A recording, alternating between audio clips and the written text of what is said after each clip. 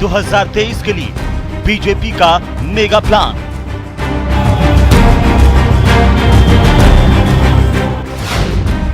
जोधाना से गृह मंत्री अमित शाह ने फूंका बिगुल। कमल फूल की सरकार बनाओगे तो मेरे साथ दोनों हाथ उठाओ। ओबीसी वोट बैंक को साधने की बड़ी रणनीति। ध्यान से सुनिएगा, आपसे वादे याद कराने आया हूं। 2018 में राहुल बाबा के साथ अंत वादे किए थे। 5 साल होने को आए, भारतीय जनता पार्टी आपका हिसाब मांगती है। दंगों को लेकर गृह मंत्री का कांग्रेस पर अटैक।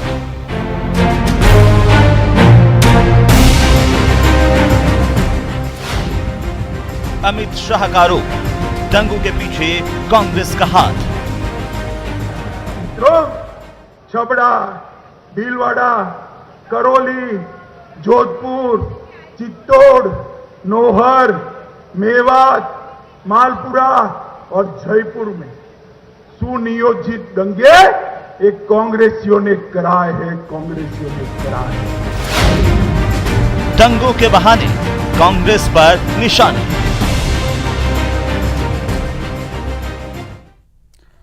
नमस्कार, स्वागत आप सभी का। मैं हूं आपके साथ हेमंत कुमार। बीजेपी ने सन सिटी जोधपुर से मिशन 2023 का बिगुल फूंक दिया है। अमित शाह ने बीजेपी ओबीसी राष्ट्रीय मोर्चा की बैठक से कांग्रेस पर जमकर हमले किए हैं।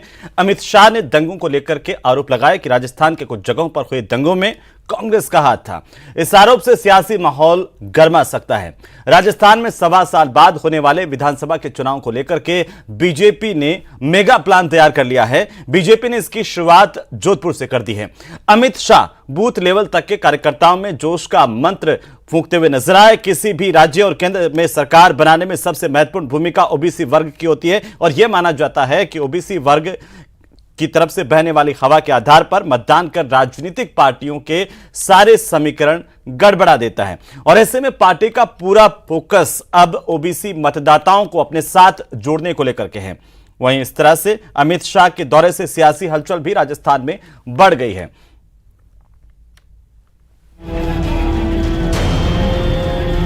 कमल फूल की सरकार बनाओगे तो मेरे साथ दोनों हाथ उठाओ।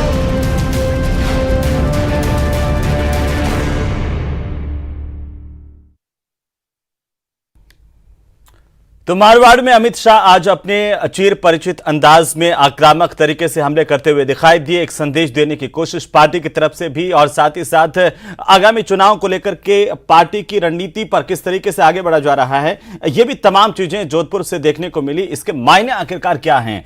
अमित शाह के सीधे आरोप कांग्रेस पार्टी पर कि उन्होंने दंगे करवाए, इसके मायने क्या हैं? आगामी दिनों में इसका इंपैक्ट, इसका प्रभाव क्या होगा, इस पर आज हम चर्चा कर रहे हैं। हमारे साथ 2 खास मेहमान हैं। कांग्रेस पार्टी के नेता हमारे साथ जुड़ेंगे, तब उनको ले लेंगे। फिलहाल रामलाल शर्मा हमारे साथ हैं, भारतीय जनता पार्टी के प्रवक्ता और विधायक, और साथ ही साथ हमारे साथ हैं एसपी मित्तल, वरिष्ठ पत्रकार के तौर पर। आप दोनों का बहुत बहुत स्वागत है। मित्तल साहब, सबसे पहले आपसे शुरुआत। आखिर मारवाड़ से अमित शाह के संबोधन के मायने आज के क्या हैं?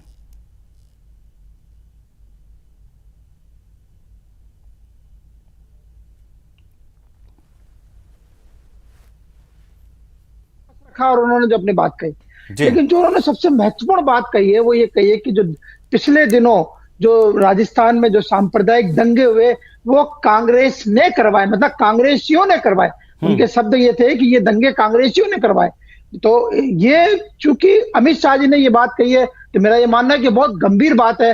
अमित शाह जी देश के गृह मंत्री हैं। देश के गृह मंत्री के पूरे देश की रिपोर्ट उनके पास जाती है, उनके पास पूरा इनपुट जाता है, उनके पास पूरा एक खुफिया तंत्र है।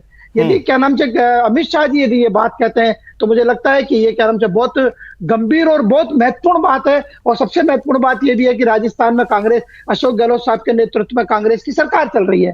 तो इतना बड़ा आरोप जो उन्होंने लगाया है, मुझे लगता है कि इसमें कांग्रेस को चिंतन करने की जरूरत है और ये देखना पड़ेगा कि आखिर उनकी भूमिका किस प्रकार से रही है।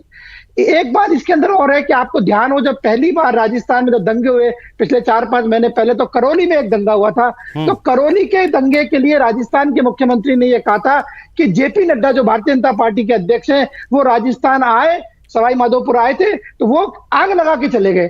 तो मतलब उन्होंने हमें सीएम गहलोत साहब ने जिम्मेदार सीधे रूप से जेपी नड्डा जो भाजपा के राष्ट्रीय अध्यक्ष है उनको जिम्मेदार ठहराया। आज उसका शायद मुझे लगता है कि जवाब देते हुए अमित शाह साहब ने ये कहा कि क्या नाम से दंगे जो है वो कांग्रेस ही करवा रहे हैं। तो मुझे लगता है कि बहुत ही गंभीर बात है। जहां तक चुनाव का बात है तो चुनाव तो 2023 के अंदर है और तैयारी बहुत पहले से हो गई है। ये तो मुझे लगता है जो सिलसिला शुरू हुआ है उस सिलसिले के तहत ओबीसी का जो राष्ट्रीय कार्यकारिणी की बैठक हुई है वो ये बूथ लेवल पे कार्यकर्ता हुए हैं। ओबीसी के संदर्भ में मैं हेमंत जी एक आपके दर्शकों को बताना चाहता हूँ कि राजस्थान में 53% ओबीसी आबादी है, ओबीसी मतदाता है। तो स्वाभाविक है कि हर राजनीतिक दल का फोकस जो है वो ओबीसी पे रहेगा, क्योंकि ओबीसी में बहुत बड़े समुदाय के लोग उसमें शामिल होते हैं और इसीलिए हमने देखा है क्या नाम से जो भारतीय जनता पार्टी का जो फोकस है वो ओबीसी मतदाताओं पर है।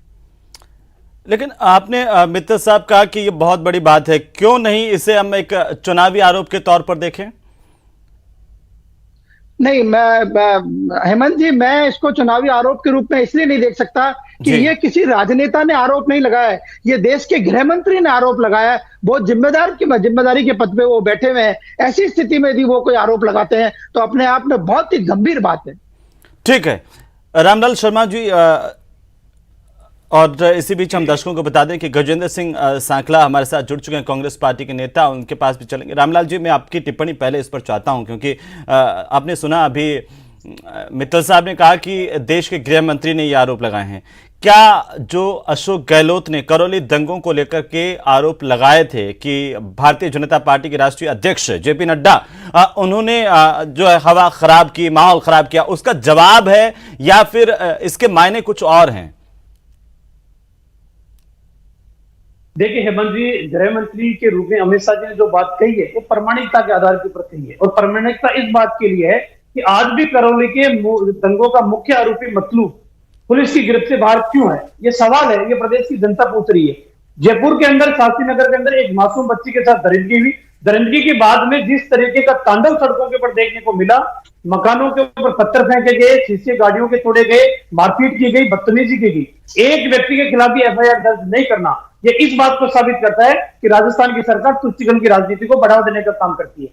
जिस तरीके से उदयपुर की घटना के दौरान भी समझौतावादी नीति अपनाई गई, बैठ के टेबल के ऊपर पुलिस के अधिकारियों के संज्ञान में आने के बावजूद भी समझौतावादी नीति अपनाई गई, वो इस बात का प्रमाण है कि कांग्रेस अपने वोट बैंक को सुरक्षित रखना चाहती है।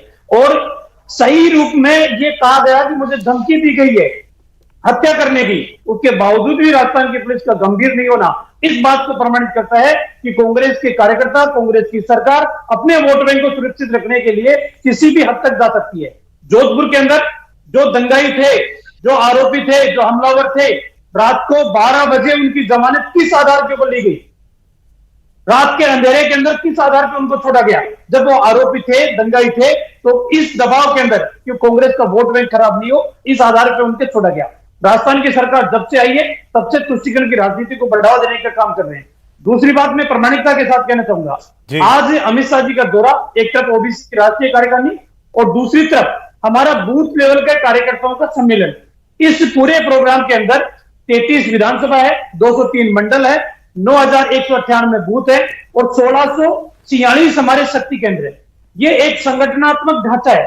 Bharatiya Janata party cadre based party है, कांग्रेस की तरह सर्कस वाली पार्टी नहीं है कि जो कोई अध्यक्ष आएगा अपने सर्कस का सामान साथ लेकर आएगा और जब जाएगा तो अपने सर्कस का सामान साथ लेकर चला जाएगा। भारतीय जनता पार्टी कार्यकर्ताओं की पार्टी है, केडर की पार्टी है। अभी बूथ कार्यकर्ताओं का सम्मेलन हुआ है। आने वाले समय के अंदर हम पन्ना प्रमुख की नियुक्ति और हमारा सशक्त मंडल इस अभियान को भी मजबूती प्रदान करने का काम। रामलाल जी, आपने ओबीसी का जिक्र किया, देखिए एक बड़ा वोट बैंक है ओबीसी का, और आपने कहा कि ओबीसी के हितों पर कुठाराघात हो रहा है। क्या आपकी सरकार आई तो उनके हित जो है अब वो बरकरार रखेंगे, उनके हित लौटाएंगे? क्या हम इसे इस तरीके से देखें कि अगर बीजेपी की सरकार आती है तो मुख्यमंत्री ओबीसी से होगा? देखिए हेमंत जी, भारतीय जनता पार्टी हमेशा सबका साथ, सबका विकास, नहीं, ये कांग्रेस ही कहती है कि आप ओबीसी की बात करने तो हम हमारे यहाँ तो मुख्यमंत्री ही ओबीसी वर्ग से है, तो किस तरह से आप कहते हैं कि ओबीसी के हितों को अनदेखा किया गया है? क्या ये कदम बीजेपी उठा सकती है? इस तरफ सोच रहे हैं, इसलिए पूछ रहा हूं। भारतीय जनता पार्टी एक व्यक्ति के विकास की बात नहीं करती, भारतीय जनता पार्टी सर्वांगीण विकास की बात करती है। कांग्रेस एक ओबीसी का भला करने से संपूर्ण ओबीसी का भला समझती है, इस सिद्धांत के ऊपर भारतीय जनता पार्टी नहीं चलती। भारतीय जनता पार्टी सबका साथ सबका विकास, 36 की 36 कौम को साथ लेकर चलने वाली पार्टी है। और भारतीय जनता पार्टी सबसे बड़ा जो वर्ग है वो ओबीसी का किसान वर्ग है। किसानों के सर्वांगीण विकास की बात करती है। किसानों से जो हमने वादे किए तो वादों इसलिए को तो पूरा कह रहा करने की बात की है। हूं उस वर्ग का प्रतिनिधित्व होना चाहिए कि नहीं होना चाहिए, उन बातों को प्राथमिकता पर क्रियान्वित करने का काम नहीं थोड़ा सा टिपिकल है। अभी इस बारे में कहना रामलाल जी, मैं आपकी जो सीमाएं हैं उनको भी समझ रहा हूं, लेकिन ये सवाल तो है। चलिए मैं आता हूं आपके पास वापस। गजेंद्र सिंह जी, आज बहुत गंभीर आरोप देश के गृह मंत्री ने लगाए हैं कांग्रेस पार्टी पर, क्या कहना चाहते हैं आप? देखिए सर, भारतीय जनता पार्टी का काम ही यही है कि गंभीर और झूठे आरोप लगाना और उनको जीवन में लागू नहीं करना। ओबीसी ओबीसी ओबीसी लेकर के ये बात को बढ़ा रहे हैं। जब ओबीसी मुख्यमंत्री की बात आई तो हमारे साथी रामलाल जी जो है वो बिल्कुल चुप हैं, बोल नहीं पा रहे हैं। क्यों नहीं बोल पा रहे? क्योंकि इनकी कथनी और करनी में अंतर है।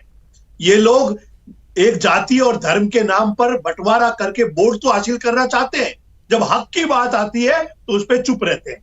जब ये बात कही गई कि ओबीसी का मुख्यमंत्री बढ़ेगा क्या, तो उसका जवाब ये नहीं दे पाए। इसलिए नहीं दे पाए कि इनको ओबीसी का केवल और केवल लाभ लेने की बात है। आप ओबीसी वर्ग की बात ही क्यों करते हो? आप तो पूरे राजस्थानियों की बात करो ना, तो कांग्रेस करती है। 36 कौम की बात करो ना, 36 कौम की बात नहीं करेंगे। जब आप ओबीसी के बीच में जाएंगे ओबीसी की बात करेंगे, जब हिंदुओं के बीच में जाएंगे हिंदुओं की बात करेंगे, जब मुसलमानों के बीच जाएंगे मुसलमानों की बात करेंगे। ये इनका गिरगिट की तरह जो रंग बदल रहा है, हमारा संसदीय बोर्ड है, हमारा केंद्रीय नेतृत्व है, संसदीय बोर्ड जो तय करता है वही निर्णय लागू होते हैं। तो एक व्यक्ति एक परिवार नहीं करता। गंभीरता से सुना, जब जवाब देने की बात आई तो गिरगिट की तरह रंग बदलना शुरू कर दिया। ये इनकी मानसिकता का प्रतीक है। और पिछले 3.5 साल के अंदर 10 उपचुनाव हुए, 9 उपचुनाव के अंदर मुंह की खानी पड़ी है भारतीय जनता पार्टी। कोई रंग नहीं बदल। 9 चुनाव के अंदर हुए और उसके अंदर 36 कौम ने मिलकर के और कांग्रेस का सहयोग किया है। उसमें कोई ओबीसी, कोई हिंदू, कोई मुसलमान नहीं है। राजस्थान में जो पैदा हुआ राजस्थानी है। विधानसभा में राजस्थान का पूरा ख्याल राजस्थान की सरकार रखेगी, एक एक आदमी को सुरक्षित करेगी। गजेंद्र महिला जी, आपने मेरे सवाल का जवाब नहीं दिया। ये बहुत गंभीर आरोप है देश के गृह मंत्री का कि कांग्रेसियों ने सांप्रदायिक दंगे करवाए। इसके मतलब समझते हैं आप? पूरा देश समझता है सर। देश को जाति और धर्म के आधार पर कौन बांट रहा है? कौन देश की 22% आबादी को दोयम दर्जे का मानता है? कौन देश को 22% की आबादी जिन्होंने देश की आजादी में कुर्बानियां दी? एक सवाल और है जो अभी रामलाल जी ने पूछा, मैं आपसे दरअसल ये जानना चाहता हूं गजेंद्र सिंह जी कि देखिए सुनिए ना सर, सुनिए, करौली दंगों को लेकर के मुख्य आरोपी अब तक फरार क्यों है, वो गिरफ्त में क्यों नहीं है? ये सवाल है भारतीय जनता पार्टी। मुख्य आरोपी अगर आप इस तरह से दोहरापन आप में नहीं है तो उसकी गिरफ्तारी क्यों नहीं हुई? तो गिरफ्तारी का एक प्रक्रिया है, पुलिस उसको ढूंढ रही है। पुलिस ढूंढेगी उसका मतलब ये नहीं है कि कोई धर्म विशेष के व्यक्तियों को बचाया जा रहा है। जिस तरह से ये लोग करते हैं, ऐसी स्थितियां ने अभी आपके सामने किस तरह से इन्होंने एक मंदिर के ऊपर टोपियां लगा करके तथाकथित लोगों ने अपने आप को मुसलमान बता करके मांस के लोथड़े वहां पर फेंके और फेंक करके लोगों को भ्रमित करने की कोशिश की। जब गिरफ्तारी हुई और जमानत पर छूटे तो Bharatiya Janata party MP MLA माला पहनाने के लिए गए थे। ये लोग हैं सांप्रदायिक विचारधारा के लोग। इनके पास 8 साल के अंदर देश की सरकार के लिए ओबीसी के लिए क्या किया, देश की आबादी के लिए क्या किया? इनके पास कोई प्रोग्राम नहीं। देश की बेरोजगारों के लिए क्या किया? कांग्रेस बहुसंख्यकों का अपमान करने वाली पार्टी है। तुम्हें वोट बैंक की चिंता है, देश की चिंता नहीं है। आजादी के 75 साल तक आपने जम्मू कश्मीर को काट के रखा और आज भारत के अंत करने की बात कर रहे हो। इस देश के अंदर नक्सलवाद पैदा करने का आपने काम किया। इस देश में आतंकवाद पैदा करने का काम आपने किया। और बात करें भारत की बात है कि देश में एक ऐसा प्रधानमंत्री नरेंद्र जी मोदी है जिसकी हर बात में झूठ है। वो मंच पर खड़े होकर के और देश को झूठ बोल करके भ्रमित करने की कोशिश करते हैं।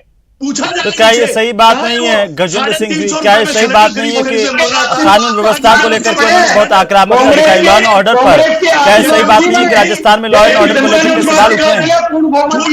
प्रधानमंत्री बने देश के सत्ता आपके आशीर्वाद से नहीं बने प्रधानमंत्री। चलिए ठीक है, जिम्मेदारी के साथ कहता हूं कि वो जी मंच पर खड़ा होकर के मैं आता हूं झूठ दोनों के पास में।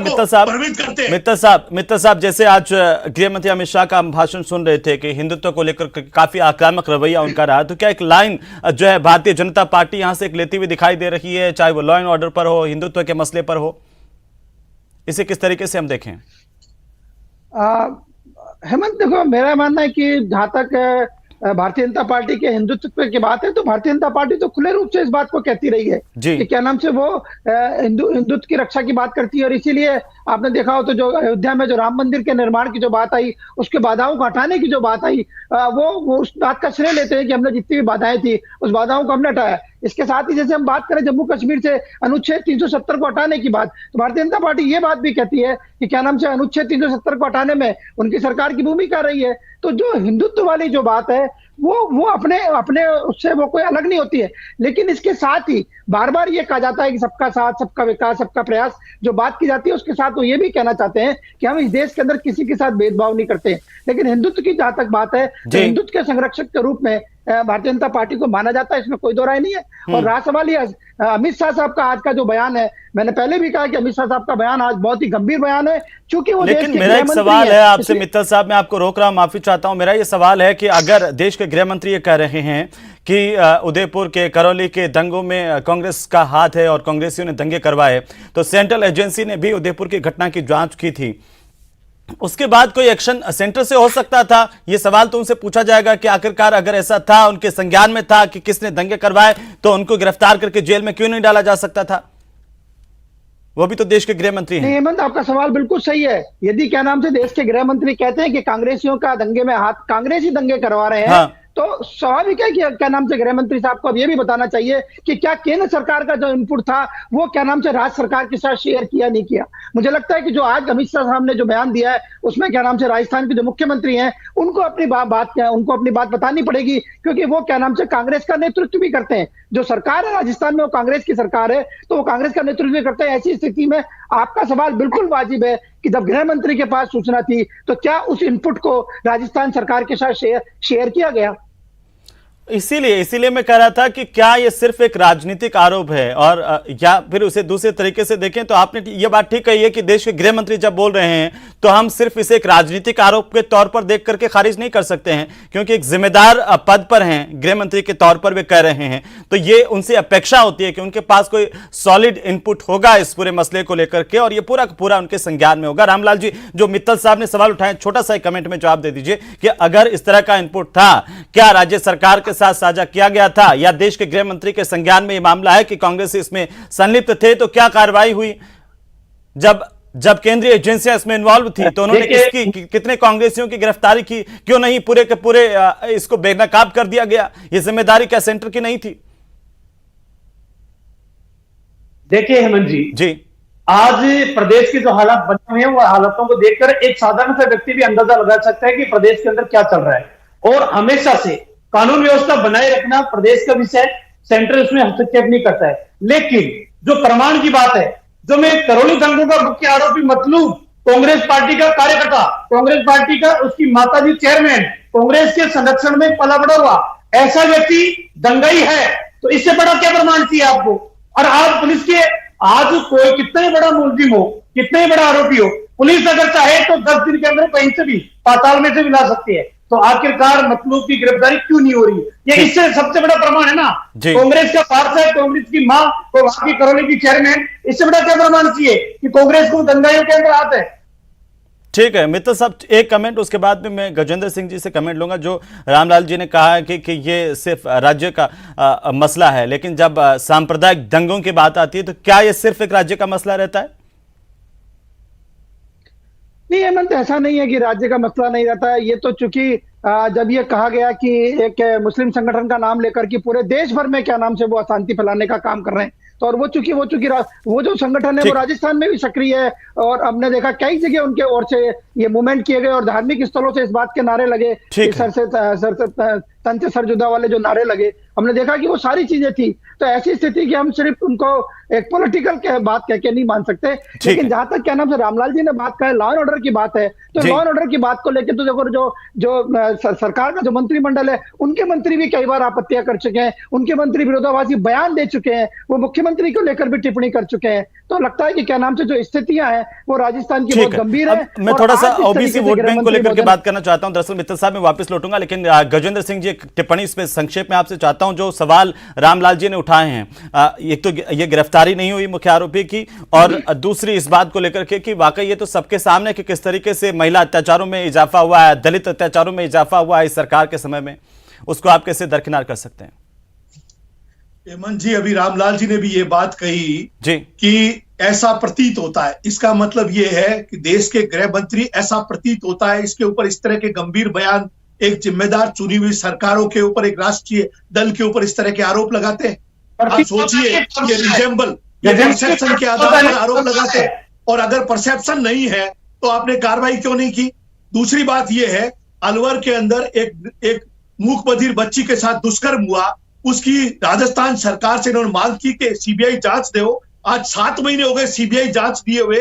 मैं रामलाल जी से जिम्मेदारी से पूछना चाहता हूं कि राजस्थान की महिलाएं, गजेंद्र सिंह जी आपके तो तमाम लोगों ने, पुलिस प्रशासन ने, जांच ने ये दरकिनार कर दिया था, इस बात से इनकार कर दिया था कि दुष्कर्म नहीं हुआ मूक बधिर बच्ची के, और आप यहां पर आज बैठ करके कह रहे हैं दुष्कर्म हुआ। गजेंद्र जी की जानकारी नहीं है, हुआ या नहीं? आपने कहा कि दुष्कर्म हुआ, इस पर सेंट्रल एजेंसी ने अभी तक जांच नहीं की। सीबीआई जांच का रिजल्ट क्या है? राजस्थान आपकी जांच में तो ये साफ कर दिया गया था। वो सीबीआई की जांच का रिजल्ट क्या हुआ? बार-बार मांग कर रही थी, आपने सीबीआई को हैंडओवर नहीं किया। वो की कोशिश, ये यहाँ आकर के 2023 में चुनाव है और ये पार्टी हर समय चुनावी मोड में रहती है। चुनाव चुनाव चुनाव चुनाव चुनाव चुनाव, इनके सारे दिन चुनाव में दिमाग में रहता है, और उस चुनाव के संदर्भ में यहाँ आकर राजस्थान के अंदर जाति और धर्म के आधार पर लोगों को लड़ाना चाहते हैं। राजस्थान की जनता जागरूक है, और 10 उपचुनाव में से 9 में इनके मुंह की खानी पड़ी। ठीक है गजेंद्र सिंह जी, ठीक है। मित्तल साहब जल्दी से मैं टिप्पणी चाहता हूं कि ओबीसी को लेकर के आज देखिए उन्होंने ये तमाम बातें भी कही है कि उनके हितों पर कुठाराघात होना, बेरोजगारी के मसले पर भी बोले, महंगाई को लेकर के भी अमित शाह बोले हैं, पेट्रोल डीजल की कीमतों और तमाम चीजों को। एक संक्षेप में कमेंट चाहता हूं, इनको आप कैसे देख पा रहे हैं? ओबीसी को लेकर के अगर हम बात करें तो क्या ये एक वोट बैंक को साधने को लेकर के एक रणनीति के तहत बीजेपी आज आक्रामक दिखाई दी है?